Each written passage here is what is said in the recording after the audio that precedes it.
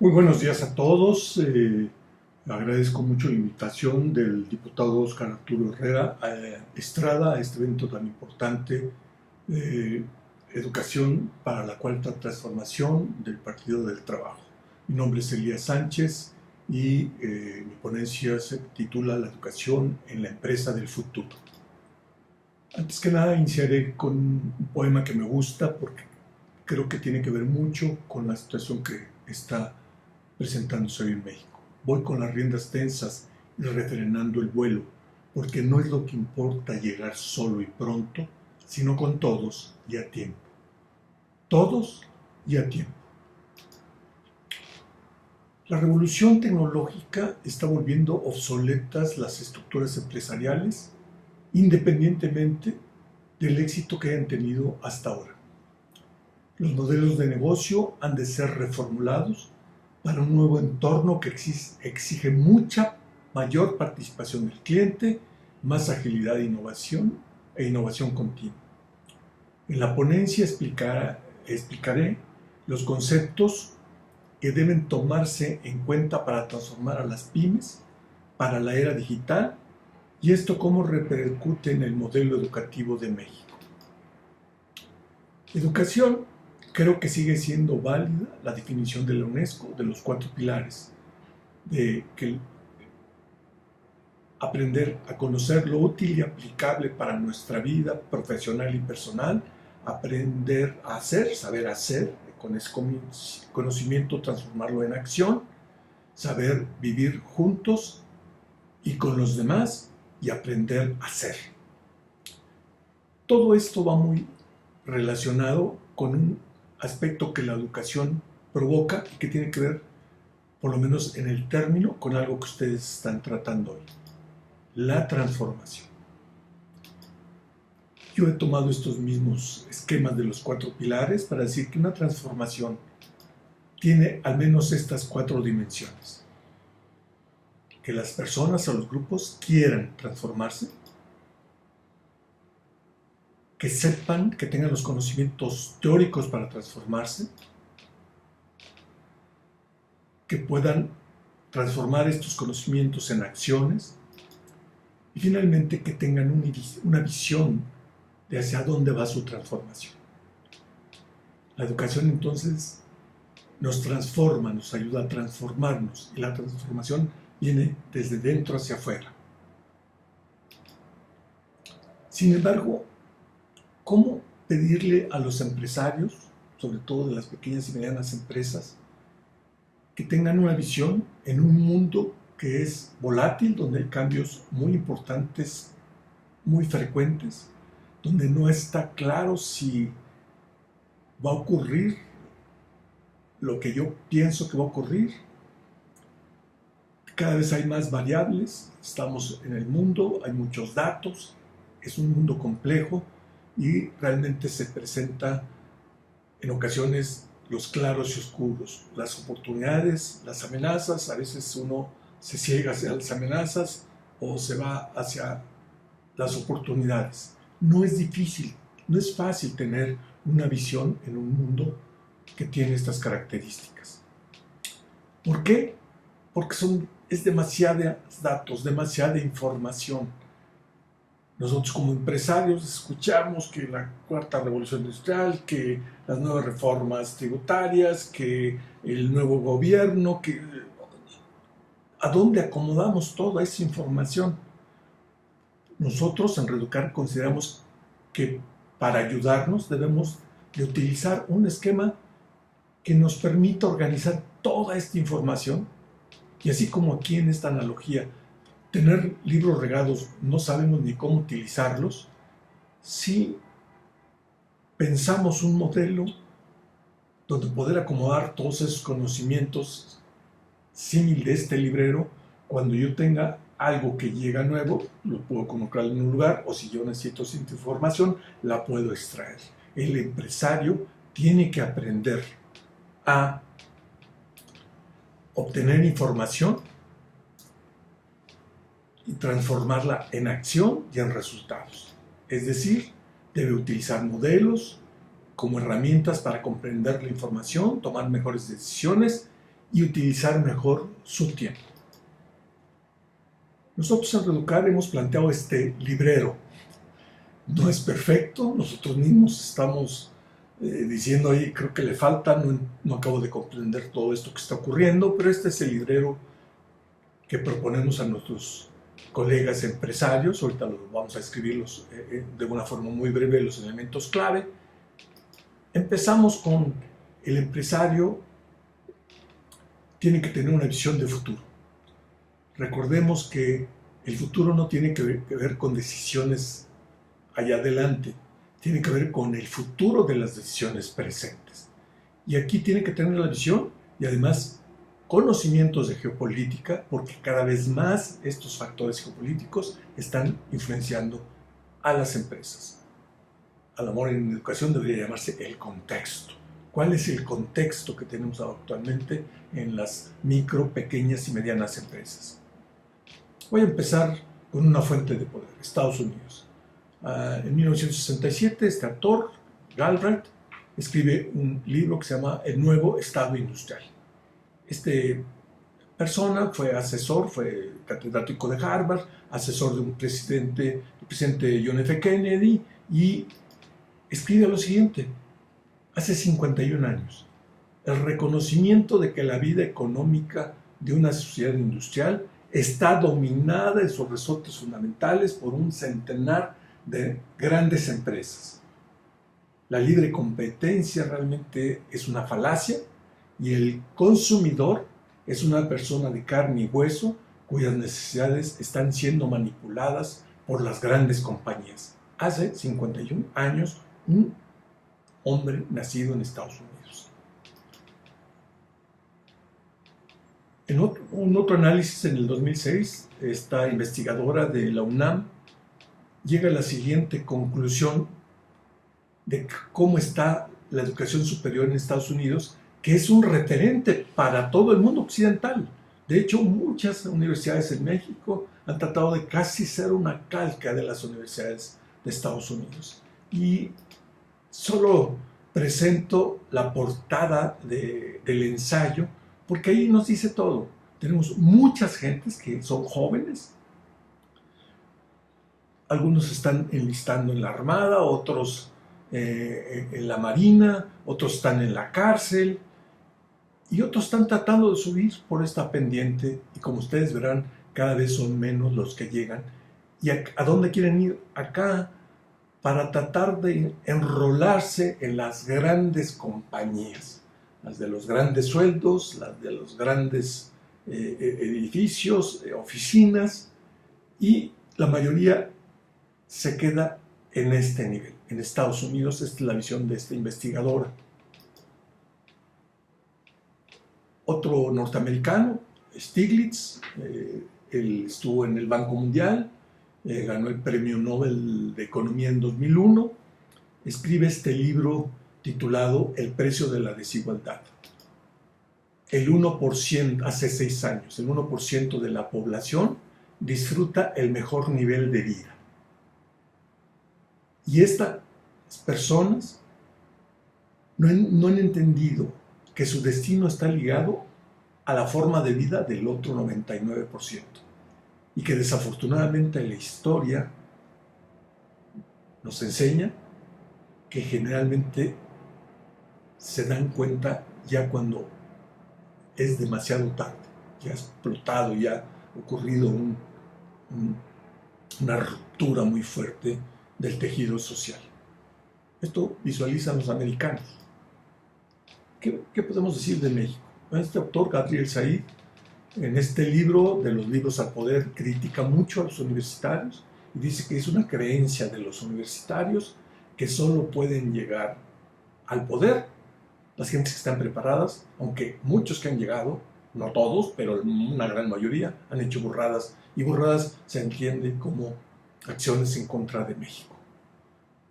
Tenemos hoy, comparados con otros años, la mayor cantidad de mexicanos y mexicanas preparados, egresados de universidad, con maestrías, doctorados, y sin embargo no podemos decir que para la mayoría de la población estemos en el mejor de los Méxicos posibles. También Said menciona que empresario generalmente se considera a los multimillonarios, pero que hay otros, los micro, los pequeños, los medianos, que son los que más aportan proporcionalmente a las fuentes de trabajo, que no están siendo apoyados y que al contrario, en lugar de apoyarlos para que se queden en su lugar generando riqueza proporcional, porque tampoco tienen deseos de grandes palacios, no se lo estamos permitiendo, estamos haciendo que quiebren sus tierras, que quiebren sus talleres, entonces se convierten en personas que emigran a la ciudad o a los Estados Unidos. Hay un potencial empresarial muy natural en México que debería rescatarse, ¿no? ¿Qué opinión se tiene de la educación? Esta persona publicó un artículo con los logos de la Secretaría de Educación Pública, tomando una portada de The Economist, y según la revista The Economist parece haber acuerdo en que las universidades cambian o truenan. Yo estaría en parte de acuerdo, nada más cambian hacia dónde, educación para dónde, para satisfacer qué necesidades, por qué han tronado, por qué en parte ocurre como el modelo americano, donde solo unos cuantos llegan a las grandes empresas y todos los demás se quedan en situaciones no muy adecuadas. Esta gráfica apareció en el World Economist este 26 de junio del 2007 y dice: la gráfica resume la indignación de los jóvenes mexicanos, estudiar para convertirse en pobres. Esta empresa, esta organización, grafica desde el 2005 a la fecha los sueldos promedio, y yo solo voy a resaltar dos: los de los que tienen posgrados, ya sean especialidad, maestría o doctorado. El promedio de sueldos que tienen en México al 2016 es de 15,000 pesos. El promedio de todos los que incluyen que no tienen estudios, 6,000 pesos. 21 años para que tu retribución sea 14,000 o 15,000 pesos. Y yo creo que ahí no está lo más grave, sino que al final de cuentas tú terminas con un alto grado de preparación académica para que te pongan a hacer tareas no significativas, porque buena parte de la investigación, de los recursos para investigación y desarrollo, no están en México ni en ningún país latinoamericano. En general, todo se queda en la parte de los grupos de interés, porque claro, ahí saben que la investigación, en las patentes, en los royalties, está la gran cantidad de dinero. Acá nos mandan a ensamblar. No estoy diciendo que sea denigrante tener una fábrica para ensamblar, pero todo el diseño se hizo en otra parte. ¿Para qué contarles de las N cantidad de crisis? Aquí la última que enumera esta gráfica es la del después del 2008, cómo poco a poco se fue medio recuperando, y la del 2012, y bueno, ya sabemos que la del 2018 está por venir. 2018 o 2019 o 2020. La recesión siguiente, ¿qué tan malas serán? ¿Será en 2019? ¿Será en 2020? Acuérdense que una recesión implica descenso de los salarios, de los beneficios y del empleo. Una crisis más, ocasionada principalmente porque, ahora sí que como dice esta misma revista, cuando se refería tiempo después al gobierno de el licenciado Enrique Peña Nieto, no entienden que no entienden. Los grandes banqueros, los grandes poderes no entienden que están amarrados a los demás y que por más que se pudran en dinero, el tsunami les va a llegar. Vamos a ver otro punto más. La visión empresarial, geopolítica. Ahora vamos a ver la cultura, talento, las personas, el aprendizaje. Entendemos por cultura, siendo una forma muy simplona, el pasado, el presente y el futuro forman parte de nuestra cultura. En conjunto contribuyen y definen lo que hemos sido, lo que somos y lo que seremos. En tanto que la cultura organizacional es el conjunto de valores, creencias y entendimientos que los integrantes de una organización tienen en común. Todo ello constituye uno de los pilares fundamentales de la empresa para alcanzar sus metas. En ocasiones también se le llama valores organizacionales, pero bueno, vamos a decir que es este conjunto de valores en minúsculo. ¿Cuáles pueden ser algunos? Que seamos transparentes, puntuales, que busquemos la excelencia, que los jefes escuchen a sus colaboradores, que todos asuman la responsabilidad, que entendamos que somos seres humanos y no máquinas y que la emocionalidad es parte de nuestro ser, que actuemos con pasión, que busquemos resolucionar los problemas, resolverlos, que tengamos claridad, que haya lealtad, sí, de los colaboradores hacia la empresa, pero también de la empresa hacia sus colaboradores. Por decir algunos posibles principios interesantes para las empresas. Tenemos que tener claro que necesitamos hacer un gran esfuerzo por desarrollar las competencias, ya no sé, conocimientos, habilidades de nuestros colaboradores. Esos paradigmas de que a mí no se me dan las matemáticas, pues tenemos que borrarlos. A mí, en lo personal, soy ingeniero mecánico electricista, bueno, me gradué de ingeniero mecánico electricista, no me gustan ciertas matemáticas, pero como me gusta hacer otras cosas, me gusta investigar, me gusta aprovechar las matemáticas para entender patrones, tendencias, las utilizo. Y me cuesta trabajo, o cuando hago una corrida financiera, ay, me equivoco, no crean que ando, ay, qué bueno que estoy haciendo esa corrida financiera. Pero como me hace falta, pues utilizo las matemáticas. Los empresarios vamos a tener que utilizar las matemáticas, porque mucha de la mercadotecnia va a significar análisis de una gran cantidad de datos. Y aunque tengamos las máquinas, al final de cuentas el que toma la decisión es el que sabe integrar toda esa información. Entonces tenemos que empujar que se desarrollen los conocimientos y habilidades, pero sobre todo la actitud de todas las personas.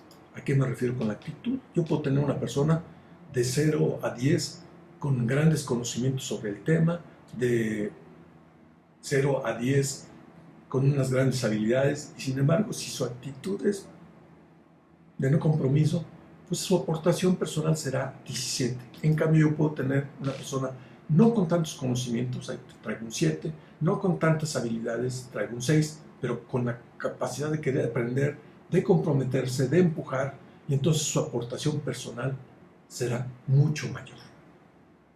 Tenemos que trabajar mucho en nuestras actitudes, ¿no? Como empresarios. Vamos a ver ahora la cuestión tecnológica. Robótica, Business Intelligence, Enterprise Resource Planning, Big Data, la nube, el Internet industrial de las cosas, la cadena de bloques, la nanotecnología, la neurociencia, y entre otras. Ahí hay una imagen.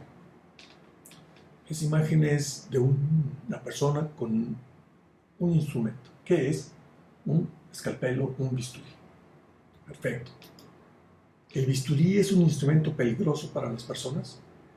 ¿Es un instrumento peligroso para las personas el bisturí? Claro.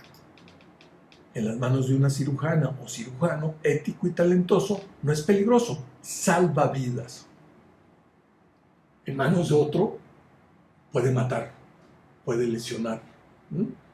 Entonces, todas estas tecnologías va a depender en manos de quién están. Si nosotros nos apartamos de la tecnología, no la entendemos y utilizamos la que nos haga falta y la que no contamine, otros lo van a usar y lo van a usar para su beneficio. En cambio, si nosotros lo usamos, vamos primero a tener el beneficio de usarla, segundo, de comprenderla, y tercero, de poder decir, esta tecnología va a afectar si ustedes la usan de esta y esta manera. Vamos a tener elementos para interactuar y evitar que ciertas tecnologías nos dañen a todos. Bien, resulta que ahora uno puede tener capacitación en universidades muy prestigiosas. Este taller lo tomé en noviembre del 17, un taller muy simplón de 25 horas más 20 horas de estudio, que tiene que ver con el Internet de las cosas, explicado de una forma muy sencilla. Yo quería algo muy sencillo, porque me cuesta todavía trabajo entender esto. Y entonces, para los que no lo crean, el conocimiento sigue y seguirá siendo vital y valioso, pero en el presente lo podemos obtener de forma local o en el mundo, gracias a Internet. Los empresarios PYME tenemos que desarrollar o fortalecer el aprendizaje autodidacta y yo diría, y la capacidad para navegar en Internet.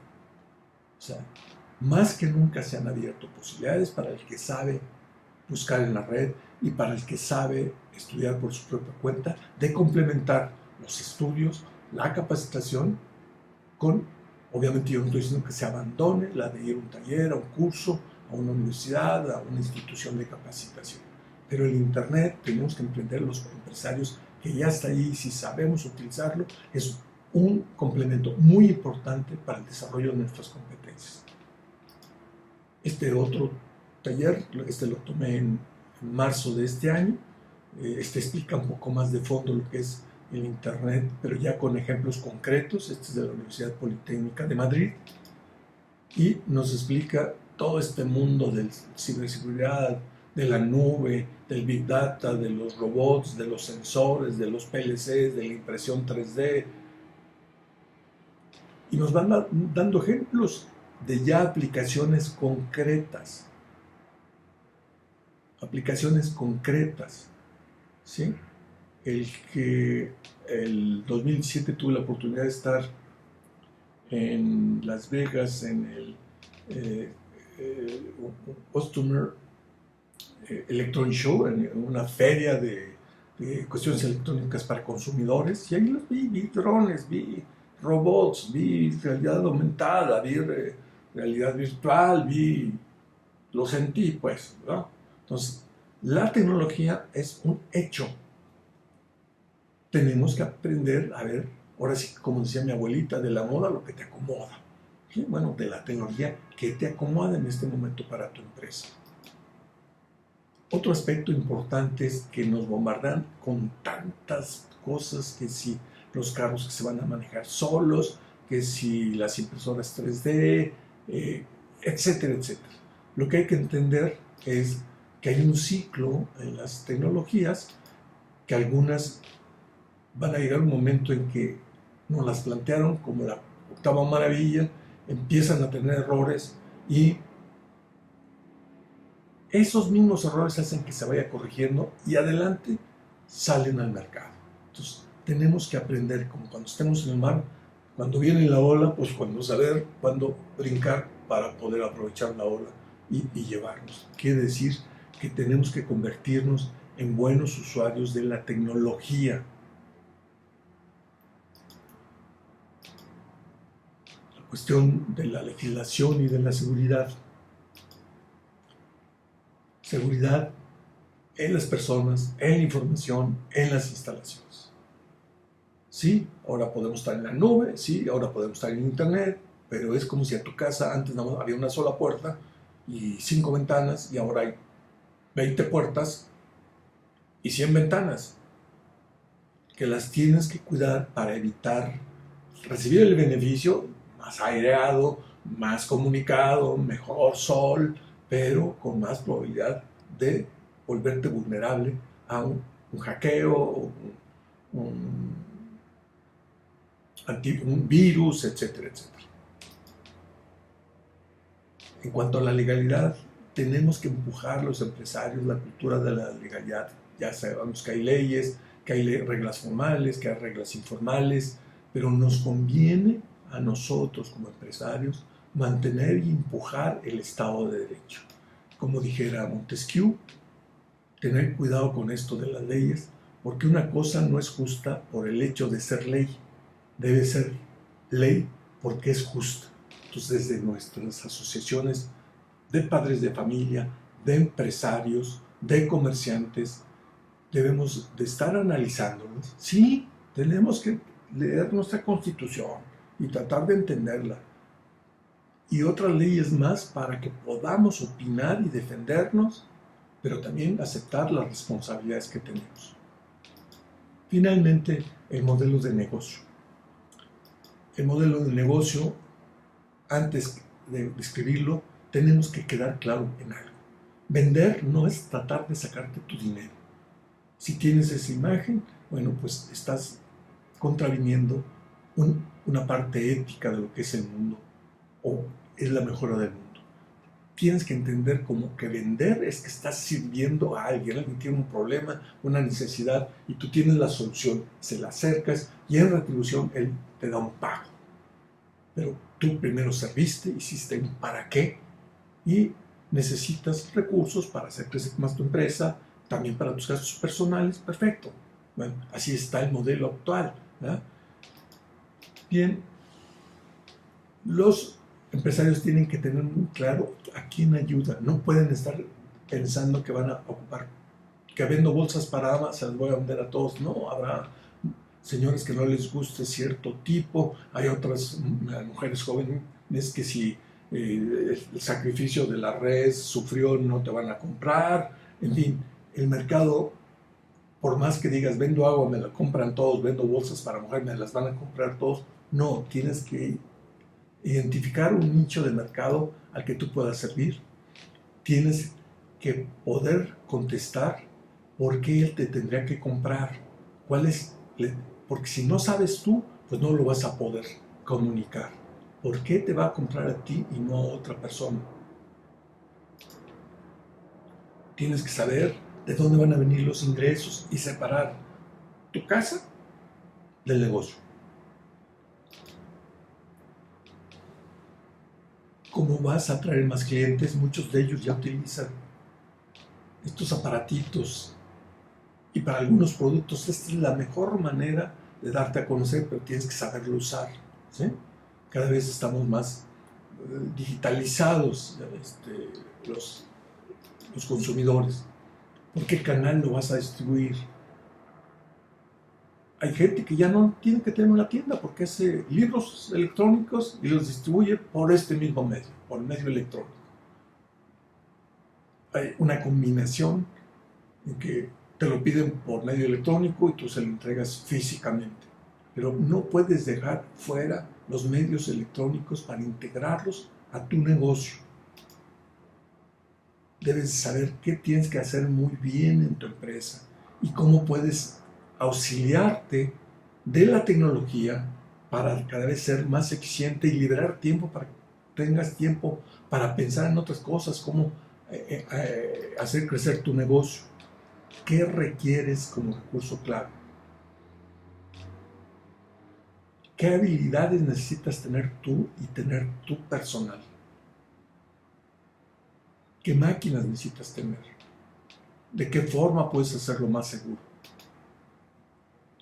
A tus proveedores, conviértenos en aliados clave, que hagan el negocio juntos, que a él le convenga abastecerte como a tu cliente le conviene que tú le abastezcas, que crezcan, que haya un beneficio de todos y no que alguien se sienta dañado. ¿Cuánto gastas? No, es que eso lo llevo a mi contador. No, de vuelta. Hay ya, desde hace buen rato, medios de software que te pueden estar ayudando a ver cómo vas para tomar decisiones más rápido. En términos generales y muy resumido sería el modelo de negocio. ¿Educación para qué? Bueno, yo creo que ahí está la respuesta. Hay varias respuestas. Vean esos ojos. Ahí está la respuesta. Aquí está la respuesta. ¿Educación para qué? Bien, pero ¿cómo mezclamos la educación con la empresa del futuro? Bueno, la educación debe partir también de este análisis de contexto. Esos niños que están en educación básica, en educación media, que ya están en educación superior, tienen que estar enterados de todo esto que está pasando. Pero desde un enfoque de verlo como una oportunidad, no como una amenaza. Debemos rescatar en la educación el análisis de los valores. ¿Cuáles son los valores que nos van a permitir transformarnos como nación? ¿Cuáles son esos valores? Porque los que hemos tenido hasta ahorita nos han convertido en dos islas, los que les va muy bien y los que están rezagados totalmente. Tenemos que reflexionar cómo aprendemos. ¿Se puede aprender a través del Internet? Sí, pero tenemos que aprender cada vez mejor cómo hacerlo.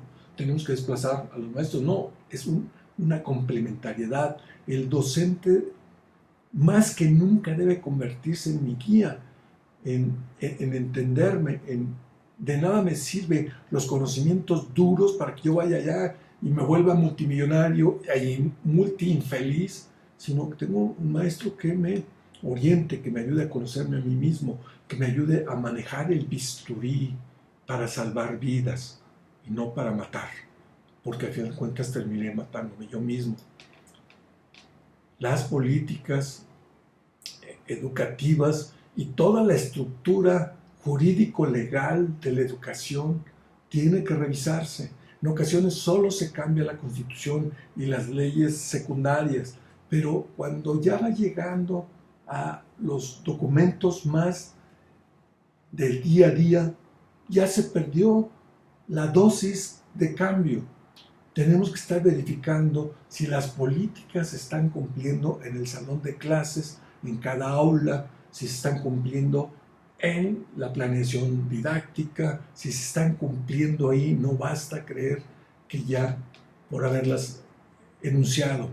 Cuidar los procesos. Hay mucha pérdida de tiempo en las instituciones educativas públicas y privadas. Los procesos tienen que aligerarse.